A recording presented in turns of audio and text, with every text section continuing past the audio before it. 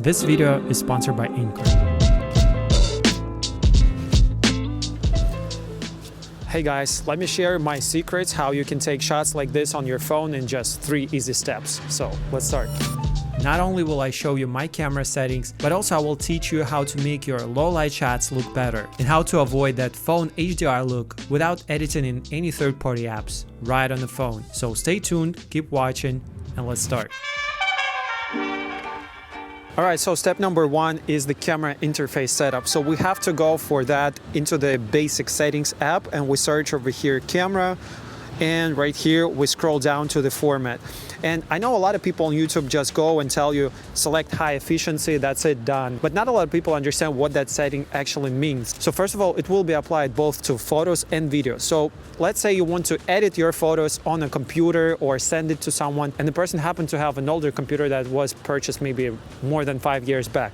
In that case, you're better off using most compatible because they will be having problems opening your files. But if you have a computer or laptop that you purchased maybe within the last 5 years, then high efficiency is the way to go. Think of it as a zip file. So high efficiency will be more compressed, so older machines will be having more problems opening those files and uncompressing them, and newer machines, newer phones will have no problems whatsoever, and in that case we can use high efficiency and save on the storage. So hopefully that clears it up. And guys, if you got lost or you don't understand something, you can always ask in the comments and I will make sure to reply to you. The next option over here is the photo mode, 12 megapixel and 24. Obviously we want to have more resolution. In that case we will get more details and we'll be able to crop a little bit if something happens to our composition. That always helps. So 24 megapixel it is. ProRAW and resolution control, we will enable that for sure, because in that case within the camera app we'll have the option to switch between different options. Then we go into the ProRAW format and you can select pretty much anything you want here, but I will be sticking to JPEG-XL, Lossy. And you know guys, I compared pretty much every single possible format, and JPEG-XL Lossy just gives you a smaller file size, and you know, you don't really sacrifice quality. At least I didn't see any decrease in quality, so I will recommend you to do the same. And all these photos actually were taken in this format. So if you like these results, this is for you. Then video capture, I will just in case enable Apple ProRAW, but to be honest with you, it's for videos and I don't use it. A little spoiler, I still am able to capture amazing looking footage on this iPhone, but you don't really need ProRAW. Then we go into the preserve settings, camera mode on, macro control, keep it on, exposure adjustment, keep it on, and night mode, keep it on as well, because a lot of the times when the sun goes down, like right now,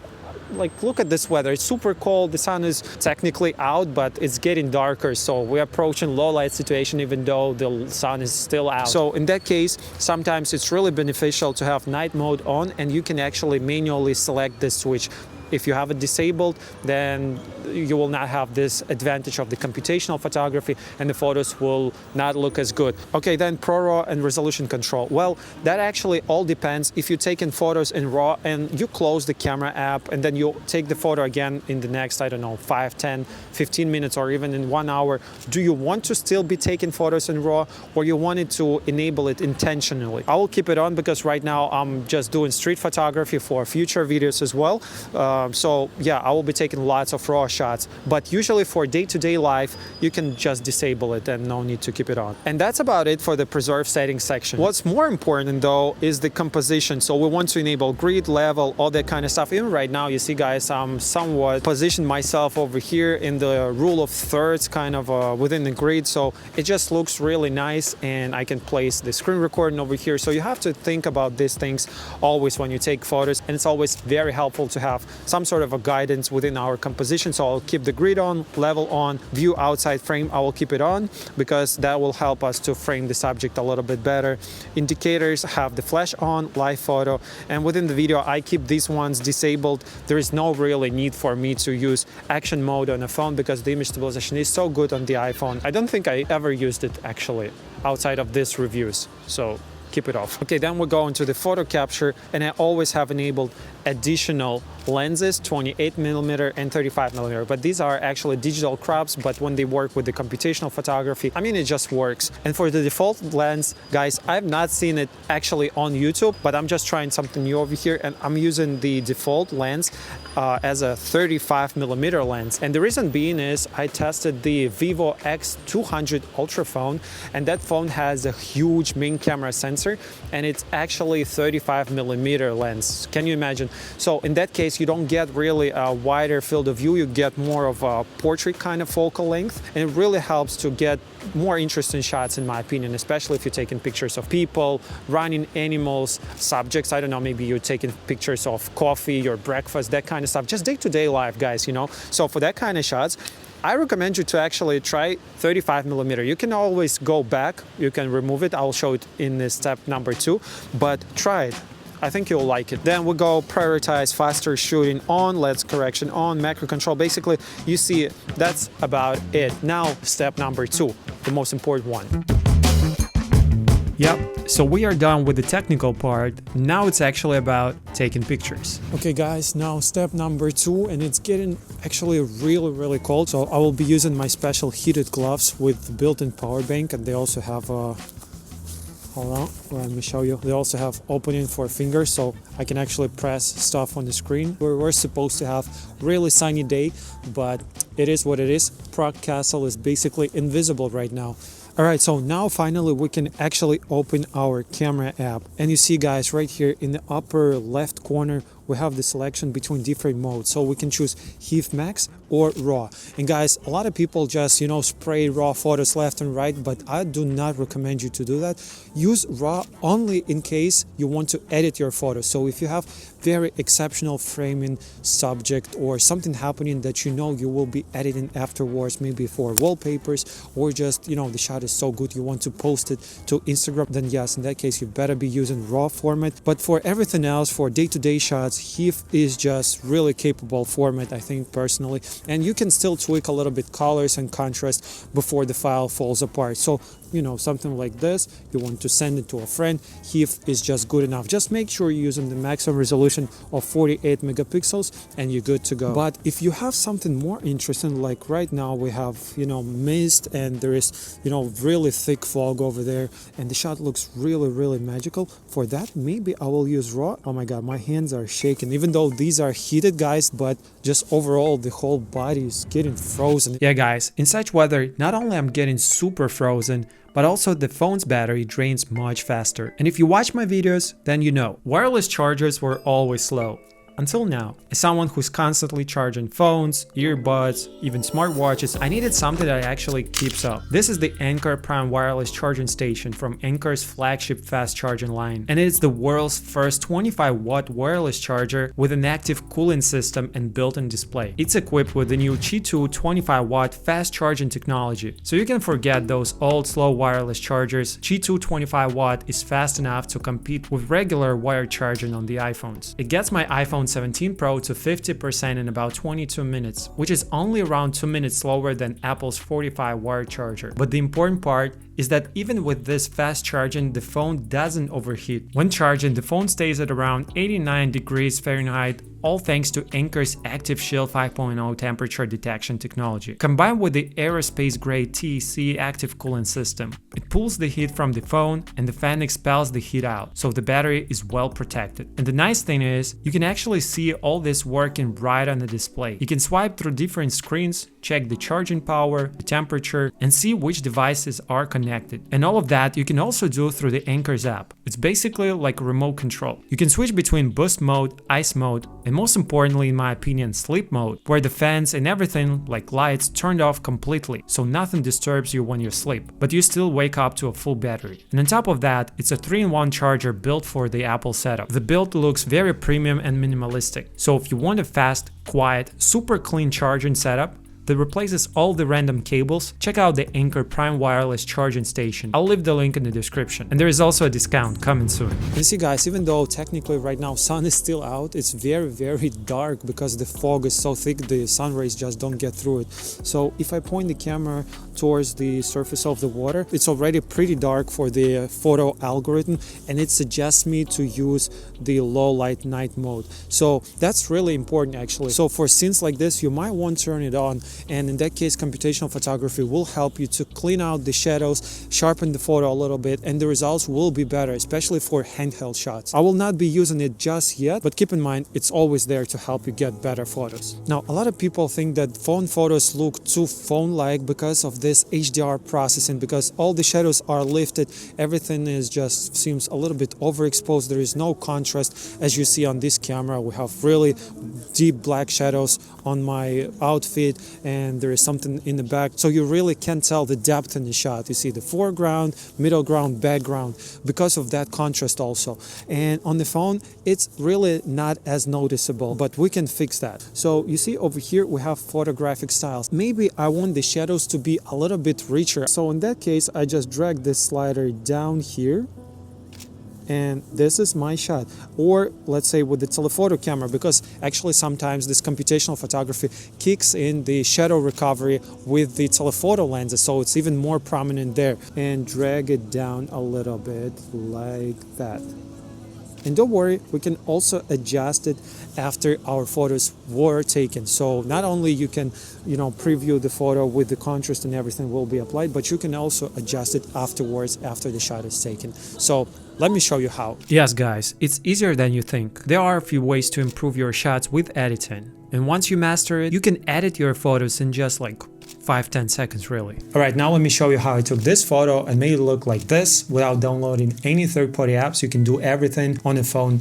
So we press over here and we get the Undertones menu. If you drag the slider up, the shot looks a little bit overexposed. Bring it down, there is more contrast. Left and right controls our saturation. So if we move it to the right, the shot will be more, with more vivid colors and everything. If we move it all the way to the left and increase the contrast a lot, then we get really nice looking photo, which would be something similar that I would get with a camera like this one. I think it looks amazing really in black and white, because in that case you can really feel the depth in the shot. But if you want something more saturated warmth, then you can use the saturation slider as well. Easy and quick fix, just good enough for Instagram story, but we can make it even better. So if we reset this undertone style, we have different options: gold, amber, so you can go through all of them, or something that you can actually apply if we press over here. So you see all these adjustment sliders like exposure, brilliance, highlights, shadows, all that is also present on pretty much every single phone out there. So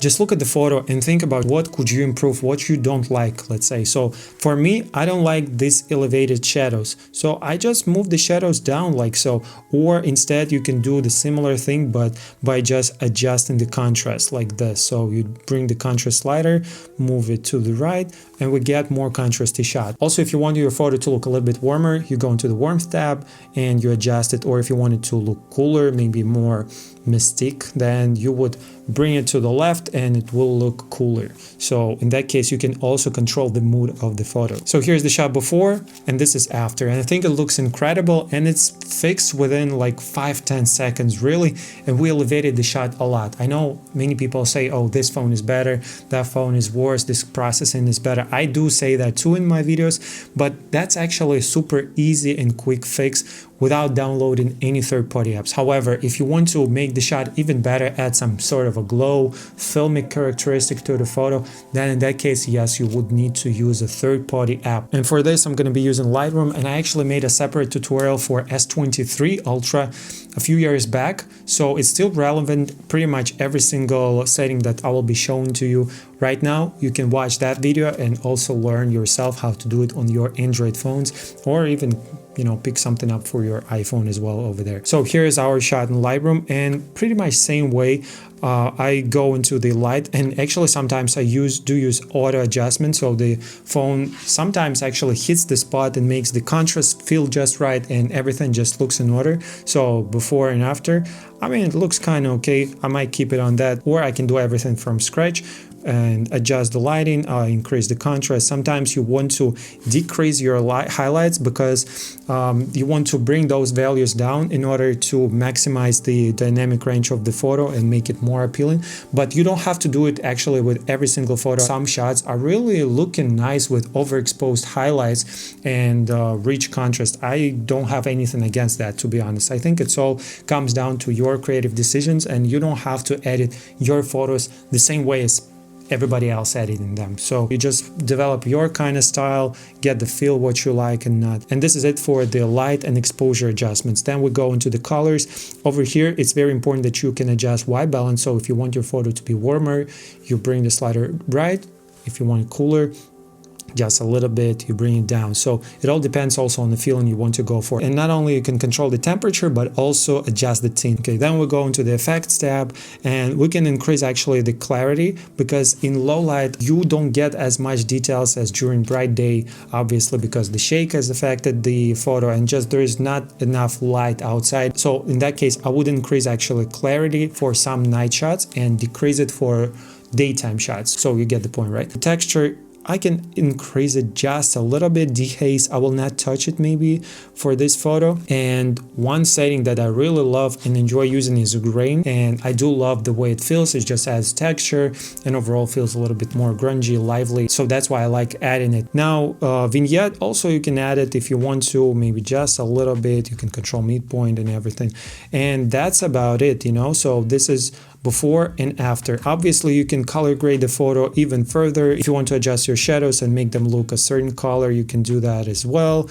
If you want to adjust your highlights, you can also do that, and in that case you get really grungy feeling looking photo. And this is before and this is after. So I think it's just incredible what you can get on the phone. You can always edit your photos on the go. You don't really need a computer no more. You can do it everything on these tiny devices. Sometimes you want your subject to stand out a little bit. So in that case, you would either select the subject, so it will do it automatically, or you can just simply select background, phone automatically select the background. The dog is not selected and it will not be affected by all the adjustments. So now I can just increase the contrast, I can decrease the shadows, maybe a little bit more, even like so. The more and more I look at modern photos, the less I enjoy seeing all the information in the highlights or everything in the shadows. I don't think it's how we perceive the world, so I want my highlights to be maybe borderline clipped or even clipped. I have no problems with that. I'm not sitting in the lab comparing the photos and saying like this is a perfect dynamic range, like this is clipped.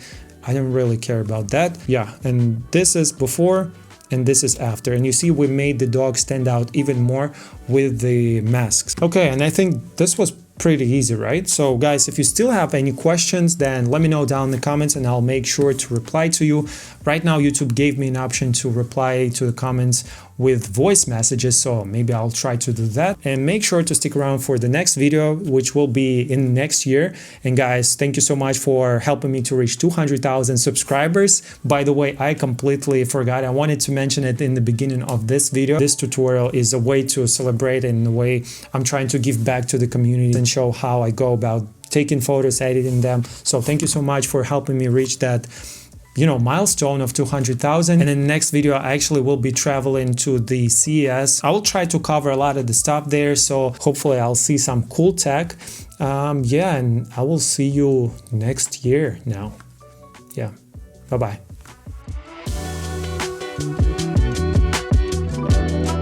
Guys, you have to leave a like because it's crazy cold. My hands are dead. And yeah, your like will warm me up a little bit.